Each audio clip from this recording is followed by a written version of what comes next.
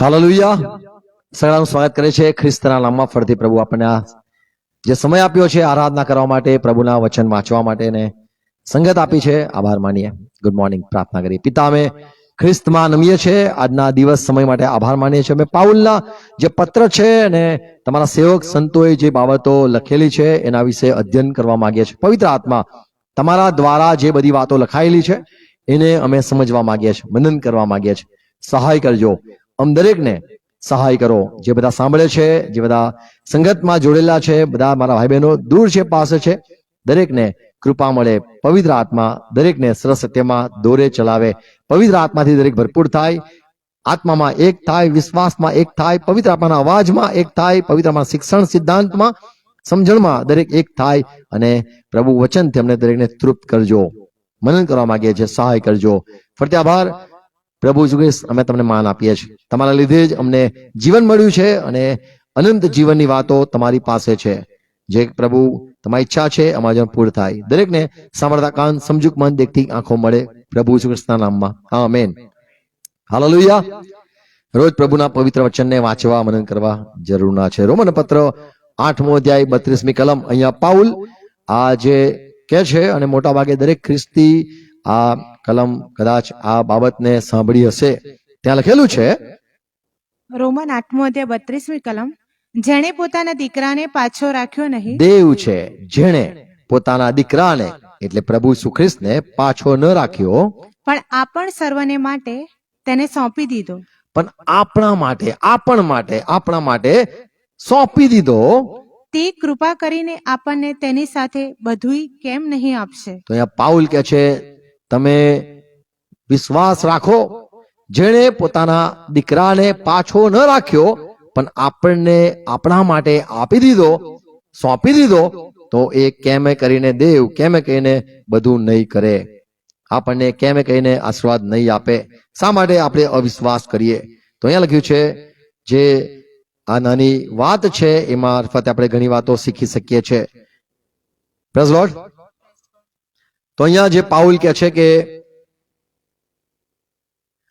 આપણને પ્રભુ ઈસુ ખ્રિસ્ત જે આપણા પાપની માફી માટે જે જરૂર હતું બલિદાન, એ દેવે આપી દીધું. આપણને માફ કરવા માટે, આપણને એના રાજ્યમાં લેવા માટે, આપણને ન્યાયી ઠરાવવા માટે જેણે વ્યવસ્થા કરી, પ્રભુ ઈસુ ખ્રિસ્તને પણ મોકલી આપ્યો. જેની જરૂર હતી, જે કિંમતની જરૂર હતી, એ પૂરી કિંમત જેને ચૂકવી, એ કેમે કરીને બધું નહીં આપે? અહીંયા લખ્યું છે, હજુ તમને શાની જરૂર છે? જેણે પોતાના દીકરા એટલે એની જે સર્વસ્વ છે એ આપી દીધો, તો હજુ તમને શાની જરૂર છે? અને જો કદાચ તમને જરૂર હોય તો એના મનને તમે જાણો, એ કેમે કહીને શું નહીં આપી શકે? અહીંયા જે 3 વાતો શીખવા મળે છે. આ દેવ જે છે એ ના નથી કહેતો એવો આપણો દેવ છે, જેણે સમયે આપણને બચાવવા માટે, જગતનો ઉદ્ધાર કરવા માટે પ્રભુ ઈસુ ખ્રિસ્તને મોકલી આપ્યો. માણસો પાપી છે, આપણને ખબર છે, અને પાપનું પરિણામ મરણ છે. અને એ અનંત દેવથી જુદા થવાની જે વેદના છે એમાંથી આપણને છોડાવવા માટે પ્રભુ ઈસુ ખ્રિસ્તના લોહીની જે જરૂર હતી એ કિંમત ચૂકવી. તો દેવ ના નથી કહેતો, પણ એ બધું આપી દેશે. જેણે પોતાનો જે દીકરો છે, જે વાલો છે, એને જો સોંપી દીધો, તો એ ના કેમ કહે? એના પર અવિશ્વાસ ના કરો. દેવ આપણને બચાવવા માટે એને બીજો કોઈ વિકલ્પ નતો, ફક્ત એક જ હતો, જે માર્ગ હતો કે ઈસુ ખ્રિસ્તને મોકલીશ તો જ ઉદ્ધાર થશે.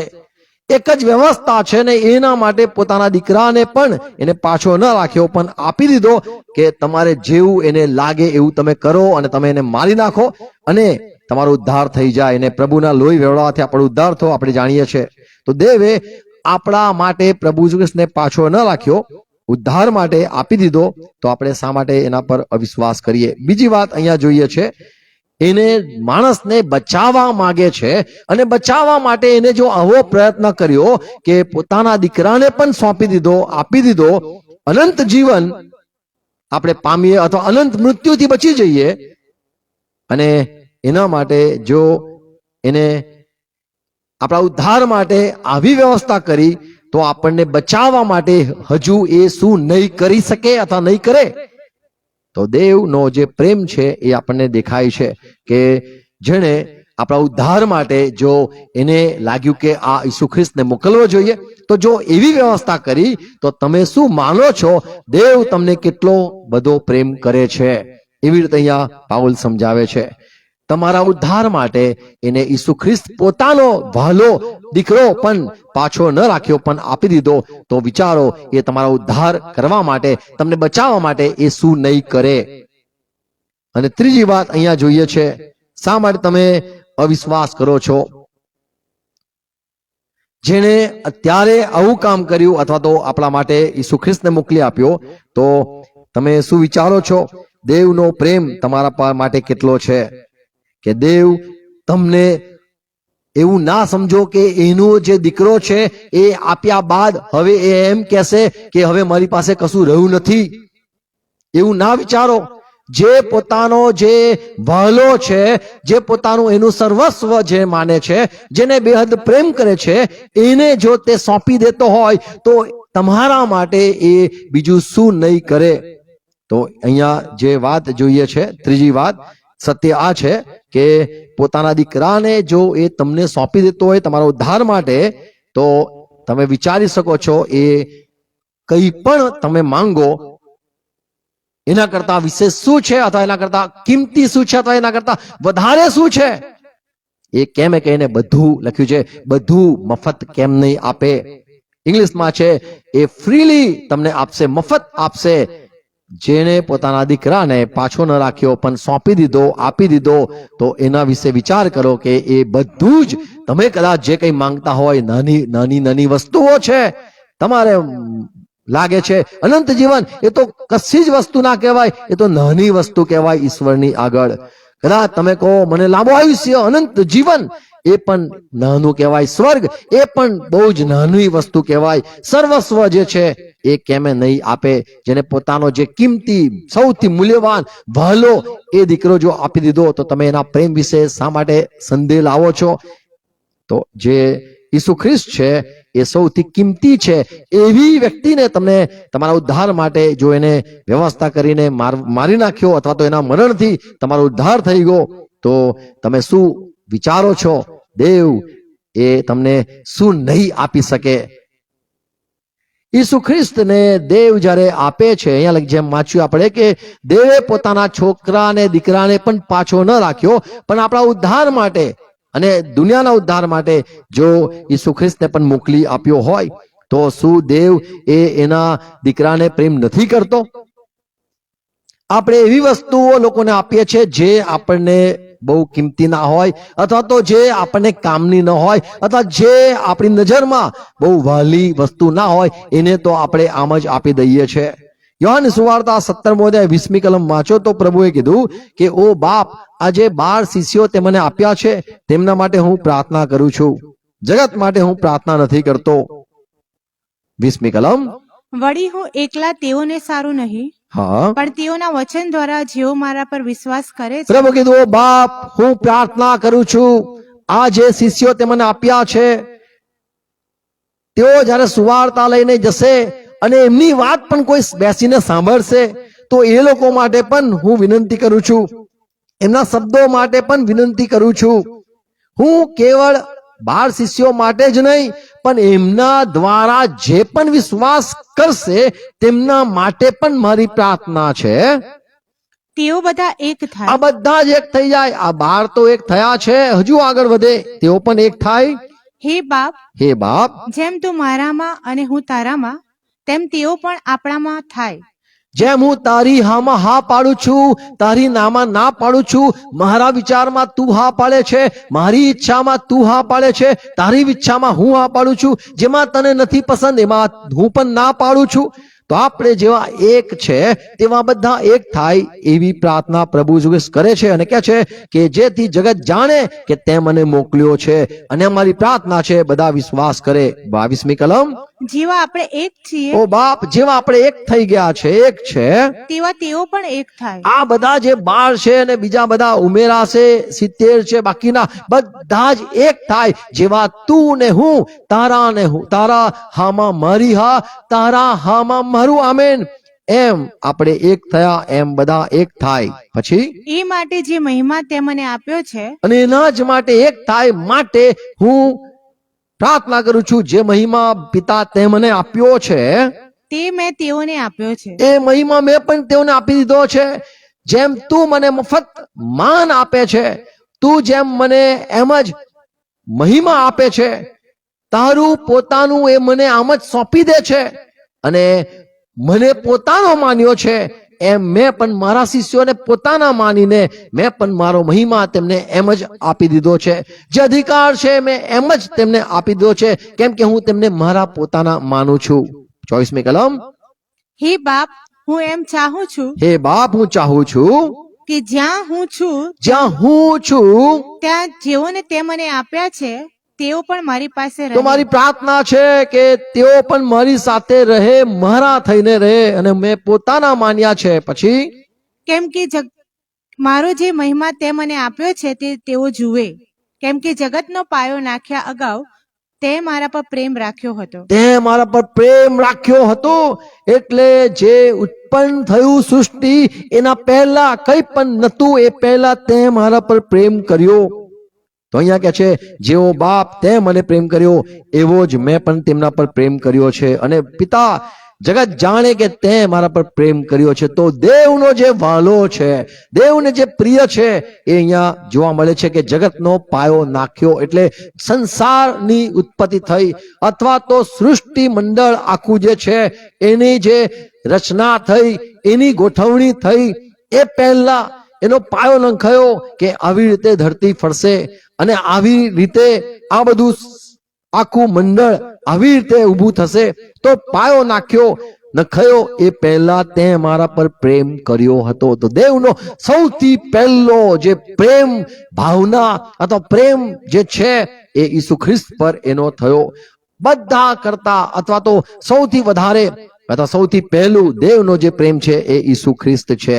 અહીંયા લખ્યું છે કે જગતનો પાયો નાખ્યો અગાઉ, એટલે સૃષ્ટિની ઉત્પત્તિ, જે કઈ ઉત્પન્ન થયેલી સૃષ્ટ વસ્તુ છે એના પહેલા તે મને પ્રેમ કર્યો, અને તે બધા કરતા વધારે તે મને પ્રેમ કર્યો.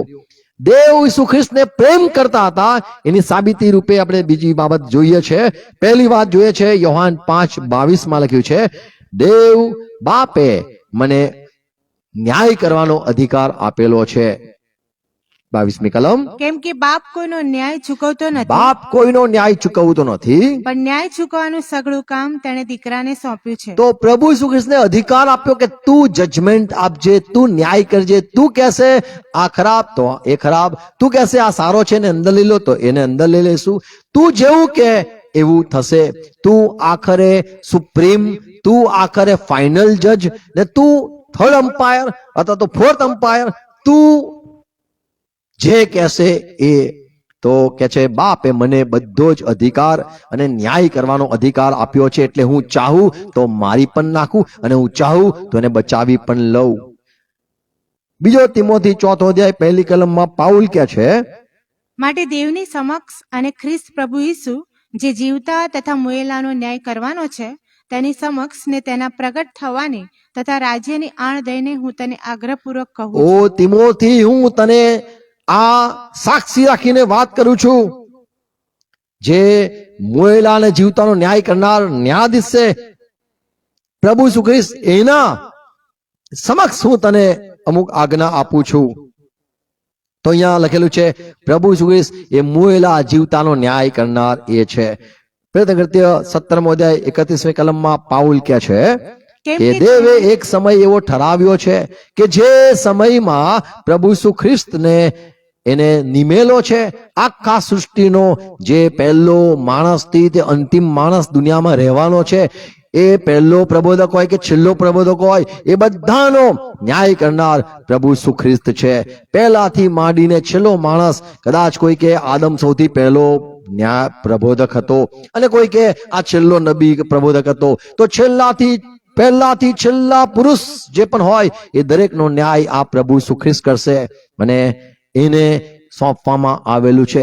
ન્યાય કરવાનું કામ તો જે ભાલો હોય અથવા તો જે બહુ કિંમતી હોય, જે અઝીઝ કહો અથવા તો જે પોતાનો હોય, જેના પર વિશ્વાસ હોય, એને સોંપવામાં આવે છે. પ્રભુ ઈસુ ખ્રિસ્તને આખા દુનિયાનો ન્યાયાધીશ નિમેલો છે. રોમન પત્ર 2 અધ્યાય 16મી કલમમાં પાઉલ કહે છે કે મારી સુવાર્તા જ્યારે હું આપું છું કે પ્રભુ ઈસુ ખ્રિસ્તને મોકલવામાં આવ્યા લોકોના ઉદ્ધાર કરવા માટે, અને એ જ દરેકના કામનો ન્યાય કરશે. એ કદાચ ગુપ્તમાં વિચાર્યું હોય, મનમાં વિચાર્યું હોય, ભલી કે ભૂંડી ગુપ્ત વાત, દરેક વાતનો એ પ્રભુ ઈસુ ખ્રિસ્તના મારફતે દેવ ન્યાય કરશે. દેવ એક સમય નિર્માણ કર્યો છે કે જે મારફતે ઈસુ ખ્રિસ્તના મારફતે માણસના ગુપ્ત કામોનો તે ન્યાય કરશે. તો અહીંયા જોઈએ છે દેવે પ્રભુ ઈસુ ખ્રિસ્તને આખા દુનિયાનો છેલ્લો ન્યાયાધીશ મૂક્યો છે.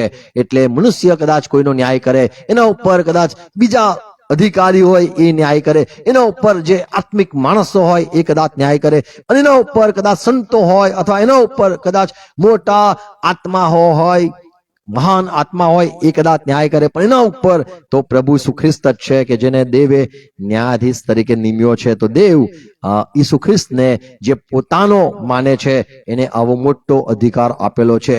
ન્યાય કરનાર કોણ? તો કોઈ કહેશે દેવ. તો આ અધિકાર એ જે છે પ્રભુ ઈસુ ખ્રિસ્તને મળ્યો. બીજું, દેવે ઈસુ ખ્રિસ્તને શું આપ્યું? યોહાનની સુવાર્તા 17મો અધ્યાય 22મી કલમમાં લખ્યું છે, હે બાપ, જે મહિમા તે મને આપ્યો છે, તેમ મહિમા આપવામાં, ઈસુ ખ્રિસ્તને મહિમા આપવામાં આવ્યો કે હરેક ઘૂંટણ એની આગળ નમે. એવો મહિમા કે જે બધા લોકો ઝંખે છે, વિચારે છે, ઈચ્છે છે કે આવું માન મને મળે. બધા મારા પગે પડતા હોય તો કેટલું જોરદાર, અને બધા મારી સ્તુતિ કરતા હોય તો કેટલું મહાન. તો પ્રભુ ઈસુ ખ્રિસ્તને મોટું માન અથવા મોટો મહિમા એ ફક્ત ઈશ્વરને હોય છે. જેની આગળ નમવું એ તો ફક્ત ઈશ્વર હોય છે. 17મો અધ્યાય 22મી કલમમાં લખ્યું છે, હે બાપ, હું એમ ચાહું છું કે જ્યાં હું છું ત્યાં જેઓને તે મને આપ્યા છે તેઓ પણ મારી પાસે રહે, કે મારો જે મહિમા તે મારો મહિમા જે તે મને તે મને આપ્યો, એ મહિમા જે છે જે તે મને આપ્યો. તો જે પોતાનો દીકરાને પાછો ના રાખ્યો, કયો દીકરો? કે જેના ઉપર તે પ્રેમ કરતો હતો, અને પ્રેમ સાબિત કરે છે કે દેવે એને ન્યાયાધીશ નિમ્યો. દેવે પોતાનો જે મહિમા છે એ પણ એને સોંપી દીધો. એ દર્શાવે છે કે દેવ કેટલો પ્રેમ કરે છે. તમારી પાસે જે હોય એ તમે જ્યારે કોઈને સોંપી દો તો એમ દર્શાવે છે કે તમે એને પ્રેમ કરો છો. તમારામાં જે સૌથી વહાલામાં વહાલી વસ્તુ, તમારી સૌથી કિંમતી વસ્તુ, અથવા તમારું જે માન હોય, તમારું જે હોદ્દો હોય, એ તમને જે ગમતી વસ્તુ હોય એ તમે જ્યારે કોઈને સોંપો છો એ દર્શાવો છો તમે એને બહુ જ પ્રિય માનો છો. તો અહીંયા દેવે ઈસુ ખ્રિસ્તને મહિમા આપી દીધો. દેવે ઈસુ ખ્રિસ્તને ન્યાયાધીશ નિમી દીધો. યોહાનની સુવાર્તા 17મો અધ્યાય 24મી કલમ, હે બાપ, હું એમ ચાહું છું કે જ્યાં હું છું ત્યાં જેઓને તે મને આપ્યા છે તેઓ પણ મારી પાસે રહે, કે મારો જે મહિમા તે મને આપ્યો. અહીંયા ફરીથી વાંચે છે, જે મહિમા તે મને આપ્યો. Praise lord. દેવે ઈસુ ખ્રિસ્તને પોતાનો મહિમા આપ્યો. એટલે જેવું બાપને આગળ લોકો નમે, જેવું બાપનો લોકો સાંભળે, જેવું બાપથી લોકો બીવે, જેવું બાપને જુએ, એવી રીતે જ ઈસુ ખ્રિસ્તને પણ લોકો સમજે, જુએ, જાણે.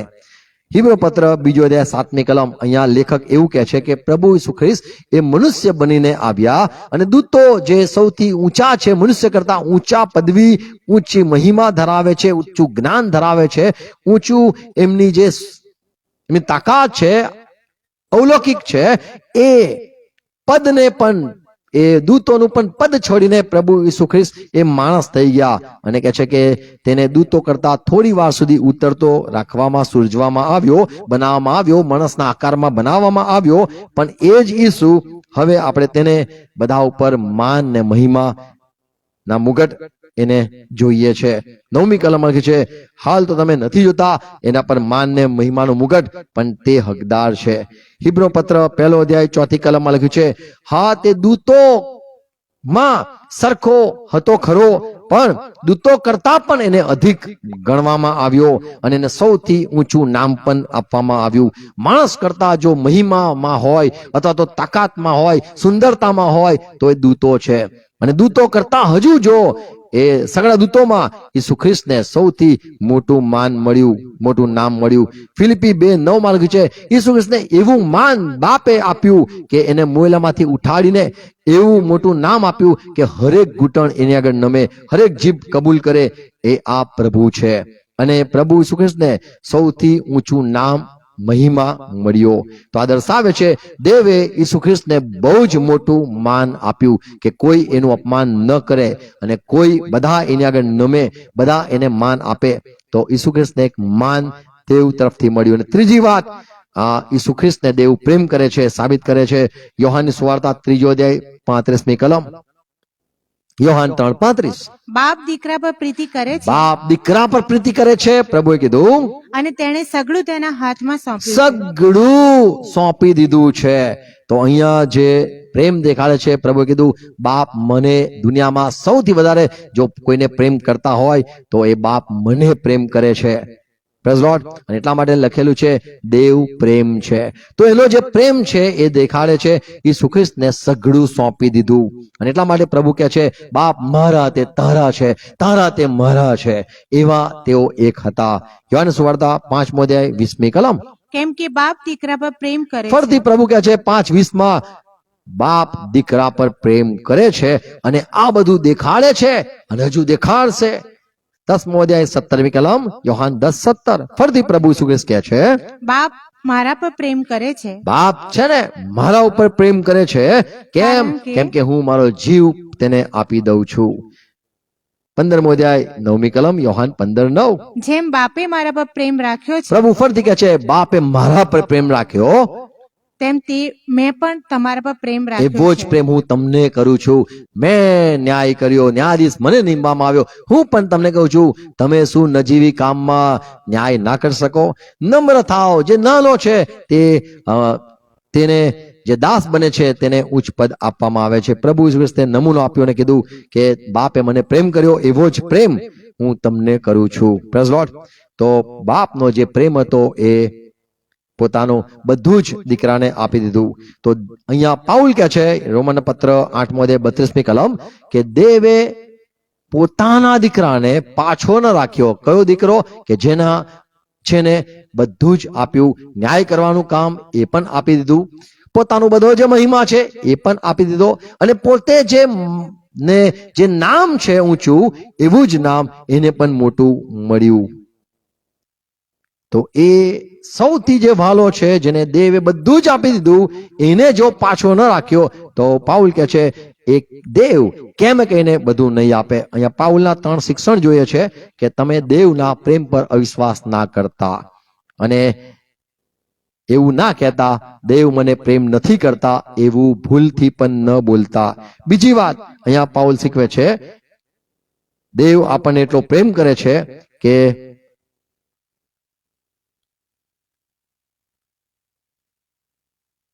દેવનો જે વહાલો હતો, દેવનું જે સર્વસ્વ હતું, દેવ જેને સર્વસ્વ માનતો હતો, જેના માટે એને બધું જ પોતાનું માન આપી દીધું, પોતાનો અધિકાર આપી દીધો, ન્યાય કરવાની પણ એને ન્યાયાધીશ બનાવી દીધો.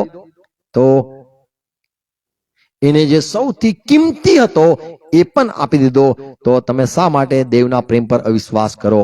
તો દેવ પ્રેમ કરે છે અને એના પ્રેમ પર અવિશ્વાસ કદી નહીં કરવો.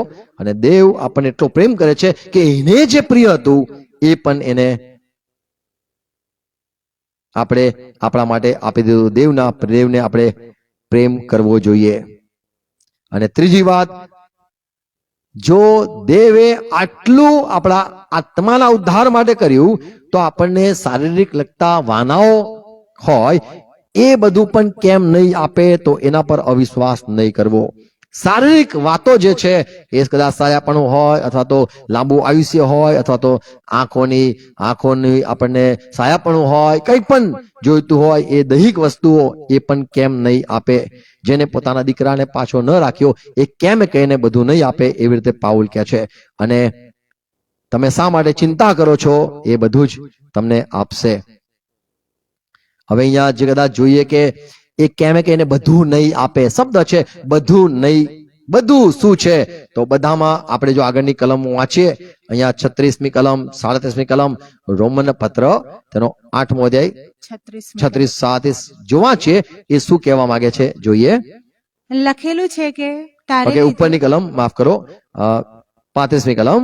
રોમન 8:35 ખ્રિસ્તના પ્રેમથી આપણને કોણ ખ્રિસ્ત જુદા પાડશે? પણ આપણને પ્રેમ કરે છે, બાપ પણ પ્રેમ કરે છે અને એટલા માટે એનું જે સર્વસ્વ છે આપી દીધું. હવે જે ઈસુ ખ્રિસ્ત છે તેને આપણે પ્રેમ કરીએ છીએ અને એને આપણને પોતાનો મહિમા આપી દીધો. પ્રભુ કીધું જે મહિમા બાપ તે મને આપ્યો એ મેં આપી દીધો, જે અધિકાર તે મને આપ્યો ભૂતો કાઢવાનો મેં એ લોકોને આપી દીધો. તો અહીંયા કે છે કે તમે મફત પામ્યા, મફત આપ્યું, એમ ઈસુ ખ્રિસ્ત કે છે. એમ અહીંયા પાઉલ કે છે કે દેવના પ્રેમથી, ઈસુ ખ્રિસ્તના પ્રેમથી, અથવા તમે પ્રભુને પ્રેમ કરો છો, પ્રભુ તમને પ્રેમ કરે છે, એ પ્રેમથી કોણ આપણને જુદું પાડે?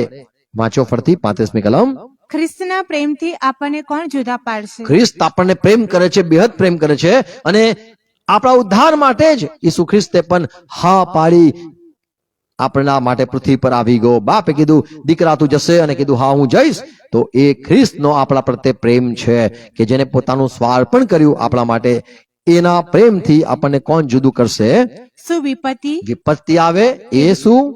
કે વેદના વેદના આવે એ શું? કે સતાવણી કે સતાવણી આવે આપણા જીવનમાં તો શું એનો આપણા પ્રત્યે પ્રેમ ઓછો થઈ જશે? તો આપણો પ્રેમ ઓછો થઈ જશે.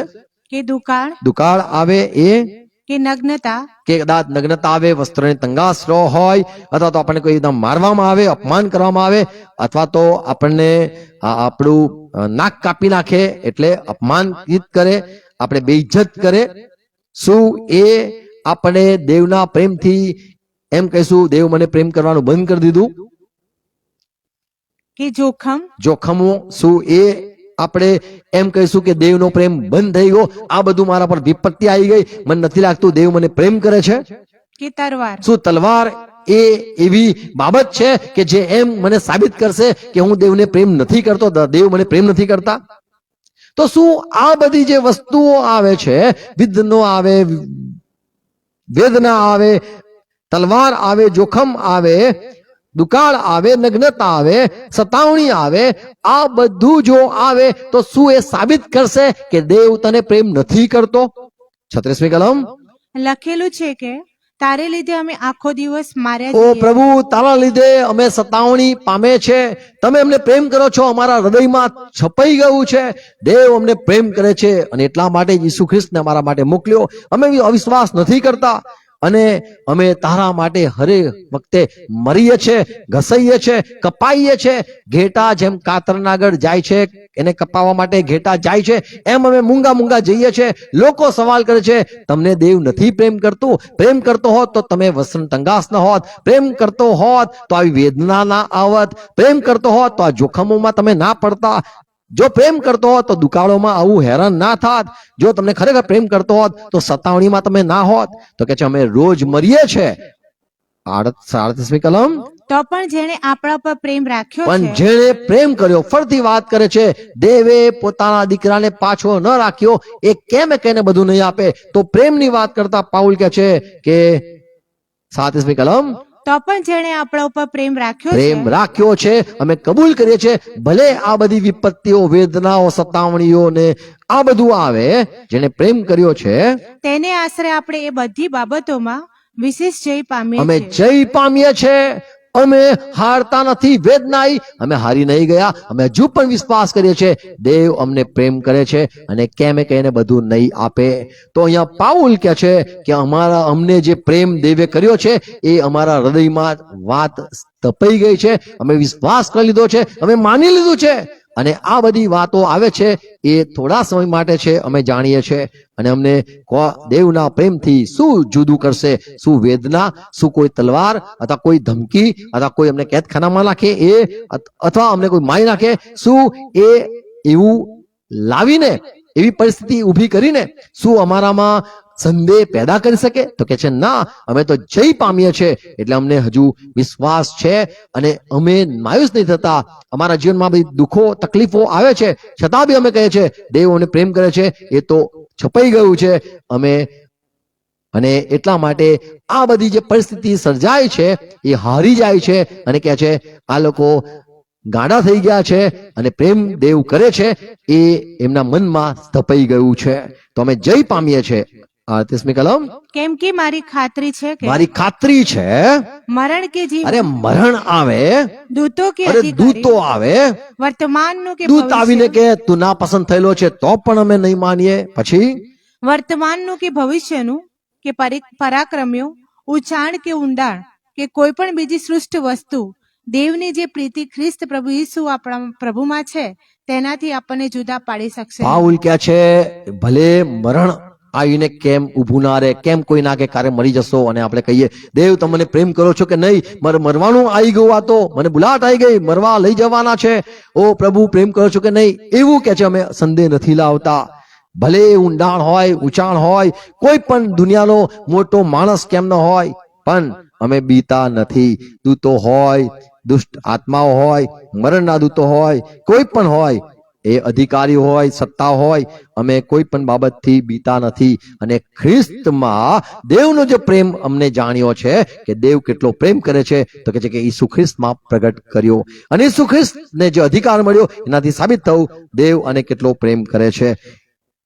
ઈસુ ખ્રિસ્તને જે માન મળ્યું એનાથી સાબિત થયું દેવ કેટલો અને પ્રેમ કરે છે. જેના ઉપર પ્રેમ હોય એને બધું સોંપી દેવામાં આવે છે. અને ઈસુ ખ્રિસ્તે પણ એના શિષ્યોને પોતાનો મહિમા આપી દીધો, ન્યાય કરવાનું પણ સોંપી દીધું. લખ્યું છે સંતો જગતનો ન્યાય કરશે, એ પણ સોંપી દીધું.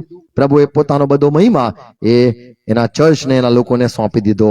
તો અહીંયા કહે છે કોણ અમને ખ્રિસ્તના પ્રેમથી જુદું કરશે? Praise lord. જ્યારે આપણા જીવનમાં કોઈ આશીર્વાદ નથી દેખાતો ત્યારે આપણે કદાચ આપણને અવાજ આવે દેવ તમને પ્રેમ નથી કરતો, અથવા કોઈ કહે કે તમને દેવ નહીં સ્વીકારે, એ બધી વાતો અવાજો, પણ અમે એનાથી ચલિત નથી થતા. અમને કોણ દેવના પ્રેમથી જુદું કરશે? કારણ કે અમે માનીએ છીએ કે ઈસુ ખ્રિસ્ત જે છે તેને દેવે આપી દીધો, તો એ કેમે કહીને બધું નહીં આપે. જ્યારે આપણે નગ્ન હોઈએ અથવા તો આપણા વસ્ત્ર કોઈ છીનવી જાય તો કદાચ એમ લાગે દેવ આપણને મૂકીને જતો રહો. આપણે કેદખાનામાં હોઈએ તો કદાચ લાગે દેવે મને મૂકી દીધો. પ્રભુ ઈસુ ખ્રિસ્ત વધસ્તંભ પર હતા ત્યારે લોકોએ કીધું અને દેવે મૂકી દીધો. અય્યુબની સ્થિતિ ખરાબ થઈ ગઈ ત્યારે બી લોકોએ કીધું દેવે અને મૂકી દીધો. અને હતાશ નિરાશામાં પણ આ દેવના સેવકો એ દેવના પ્રેમ પર કદી પણ અવિશ્વાસ નથી કર્યો. Praise lord. દેવ હંમેશા સાથે રહે છે. અને અહીંયા એટલા માટે પાઉલ કહે છે દેવના પ્રેમથી કોણ જુદું કરશે? કેમ કે જેણે પોતાના દીકરાને પાછો ન રાખ્યો તો એના પર અમે શા માટે અવિશ્વાસ કરીએ? જેને પોતાના દીકરાને, એટલે એનો ભાલો દીકરો એમ જ નતો, એ તો ભાલો હતો.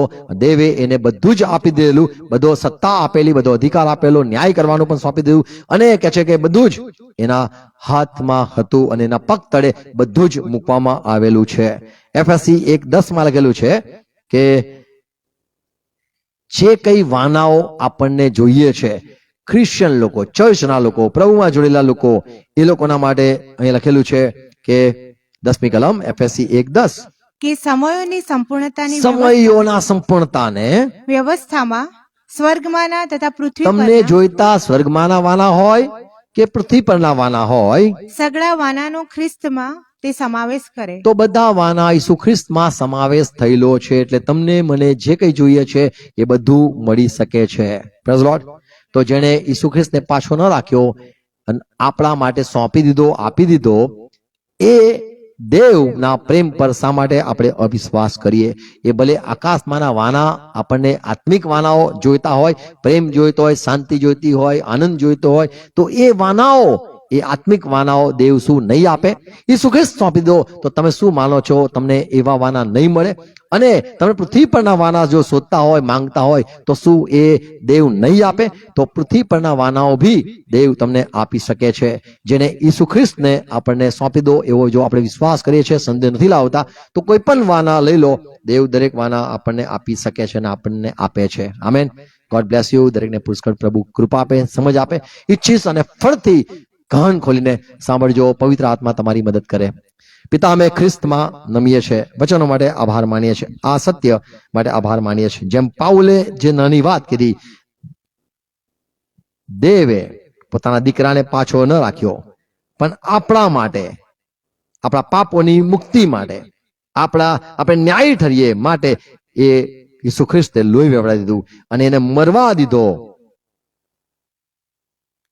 દેવે ઈસુ ખ્રિસ્તને પણ આપણા ઉદ્ધાર માટે જો મોકલી આપ્યો અને છોડી દીધો, તો વિચારો દેવ તમને કેટલો પ્રેમ કરે છે. એના પ્રેમ પર કદી અવિશ્વાસ ન કરીએ. પિતા, અમે ખ્રિસ્તમાં નમીએ છે અને અમે તમારા પ્રેમ પર વિશ્વાસ કરીએ છીએ. ઈસુ ખ્રિસ્ત આપ્યો અમે માનીએ છીએ, આભાર. અને જેને તમે પ્રેમ કર્યો એ સૌથી કિંમતી તમારા નજરમાં, તમારી દ્રષ્ટિમાં, તમારા મનગમતો, તમારા હૃદયને ભાવતો એ વાલો ઈસુ ખ્રિસ્ત તમે અમારા માટે સોંપી દીધો, આપી દીધો. અમે પ્રભુ અનંત જીવનમાં વિશ્વાસ કરીએ છીએ, એ પણ તમે આપશો. અમારા શરીરનું પુનરુત્થાન થશે એ પણ અમે માની લીધું છે. અને અમને જે કઈ વાનાઓ જોઈતા હોય એ પણ તમારા તરફથી મળશે જ, કેમ કે તમે ઈસુ ખ્રિસ્તને પાછો ન રાખ્યો અને સાબિત કર્યું કે તમે અમને પ્રેમ કરો છો. તમારા પ્રેમ પર કદી અમે અવિશ્વાસ ન કરીએ. જે કઈ અમારી જરૂરિયાત હોય, આત્મિક જરૂરિયાત હોય, દૈહિક જરૂરિયાત હોય, આકાશમાંની વાતો હોય, પૃથ્વી પરની વાતો હોય, એ દરેકનો સમાવેશ ઈસુ ખ્રિસ્તમાં થયો છે. અને પ્રભુ ઈસુ ખ્રિસ્ત આભાર માનીએ છીએ, તમારામાં અમને દરેક વાનાઓ મળે છે. દરેકને કૃપા આપજો, સમજવાનો સહાય કરજો. આ વચનો હોવાય, સોગણ ફળ લાવે અને દરેક સત્યતામાં જોડી જાય, આ પવિત્રમાં શિક્ષણમાં જોડી જાય. પ્રભુ ઈસુ ખ્રિસ્તના નામમાં આપણે દરેક કહીએ આમેન, આમેન. આવો પ્રભુ શ્રી સાથે કરીએ. આકાશમાંના અમારા બાપ, તમારું નામ પવિત્ર બનાવો, તમારું રાજ્ય આવો જેમ આકાશમાં તેમ પૃથ્વી ઉપર. તમારી ઈચ્છા પૂરી થાવ. જે સૃષ્ટિ આજ મને આપો, જણને માફ કરું છું, તમારે માફ કરજો. મને પ્રશ્ન લાવો, મને સાથમાં છૂટકો કરો, કેમ કે રાજ્ય તથા પરાક્રમ મહિમા સરકાર તમારા છે. Amen, amen. Thank you. Praise lord. God bless you. Share કરજો. આમેન.